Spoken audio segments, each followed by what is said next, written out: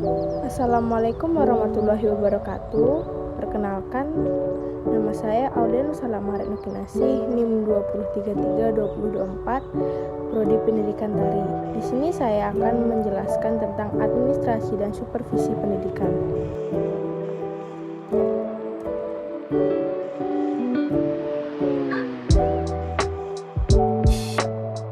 Administrasi peserta didik adalah proses pengurusan serta layanan dalam hal-hal yang berkaitan dengan murid di suatu sekolah, mulai dari perencanaan penerimaan murid baru, pembinaan selama murid berada di sekolah, sampai dengan murid menamatkan pendidikannya.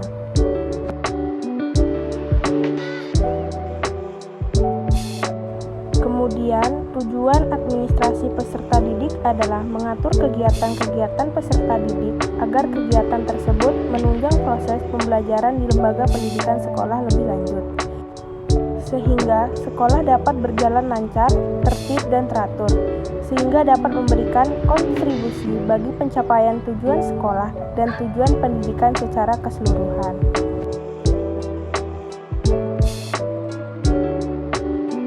Lanjut dengan fungsi administrasi peserta didik adalah sebagai wahana bagi peserta didik untuk mengembangkan diri seoptimal mungkin, baik yang berkenan dengan segi-segi individualitasnya, segi sosial aspirasi, kebutuhan, dan segi-segi potensi peserta didik lainnya.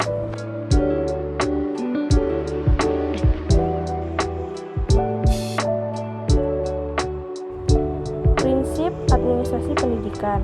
Yang pertama, dalam mengembangkan program administrasi peserta didik dan penyelenggaraan harus mengacu pada peraturan yang berlaku pada saat program dilaksanakan. Kemudian yang kedua, administrasi peserta didik dipandang sebagai bagian keseluruhan administrasi sekolah. Oleh karena itu, ia harus mempunyai tujuan yang sama atau mendukung terhadap tujuan administrasi sekolah secara keseluruhan. Yang ketiga, segala bentuk kegiatan administrasi peserta didik setelah mengembangkan misi pendidikan dalam rangka mendidik peserta didik.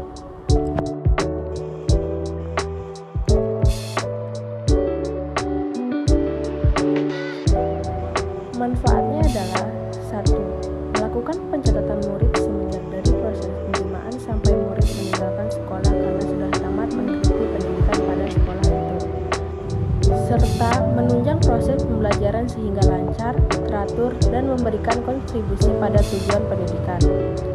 2. Dapat mengetahui kuantitas dan kualitas siswa yang ada. 3. Dapat memetakan asal siswa, baik itu daerah asal ataupun sekolah asal siswa. Serta setelah lulus, kita juga dapat memetakan penyebaran lulusan siswa tersebut. Yang keempat, dapat membuat suatu lingkungan pembelajaran yang nyaman karena adanya tata tertib yang tertulis untuk siswa.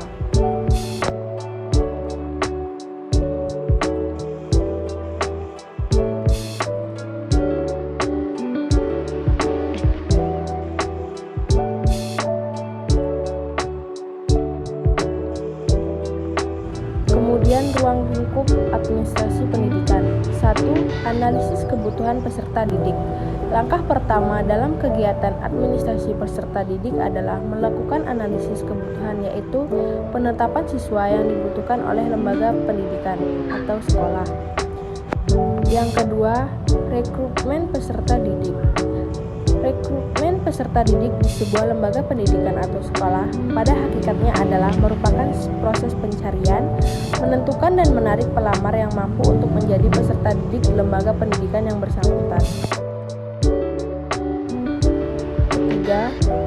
Seleksi peserta didik. Seleksi peserta didik adalah kegiatan pemilihan calon peserta didik untuk menentukan diterima atau tidaknya calon peserta didik di lembaga pendidikan tersebut berdasarkan ketentuan yang berlaku. Keempat, orientasi. Orientasi peserta didik adalah kegiatan penerimaan siswa baru dengan mengenalkan situasi dan kondisi lembaga pendidikan tempat peserta didik itu menempuh pendidikan.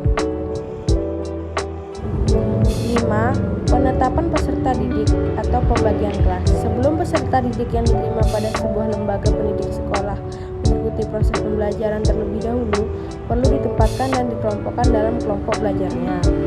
Kemudian yang keenam, pembinaan dan pengembangan peserta didik. Langkah berikutnya dalam administrasi peserta didik adalah melakukan pembinaan dan pengembangan peserta didik. Dan yang terakhir, ketujuh, pencatatan dan pelaporan. Pencatatan dan pelaporan tentang peserta didik di sebuah lembaga pendidikan sangat diperlukan.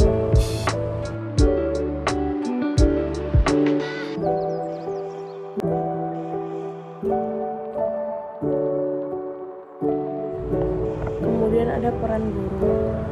1. Dalam penerimaan siswa, para guru dapat dilibatkan untuk ambil bagian. Di antara mereka dapat ditunjukkan menjadi panitia penerimaan yang dapat melaksanakan tugas-tugas teknis, mulai dari pencatatan penerimaan sampai dengan pelaporan pelaksanaan tugas. Kedua, dalam masa orientasi, tugas guru adalah membuat agar para siswa cepat beradaptasi dengan lingkungan sekolah barunya.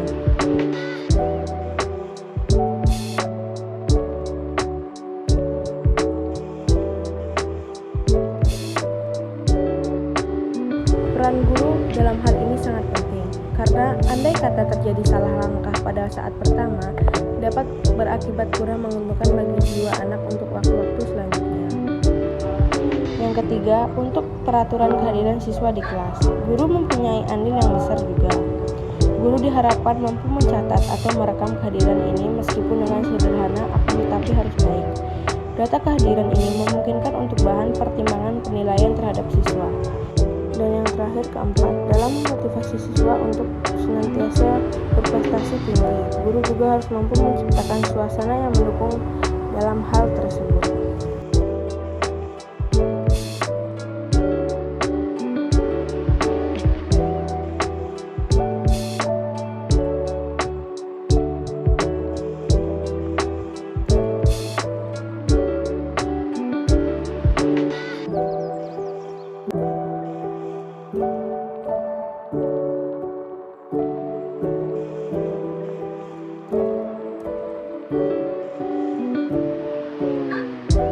Sekian dari saya.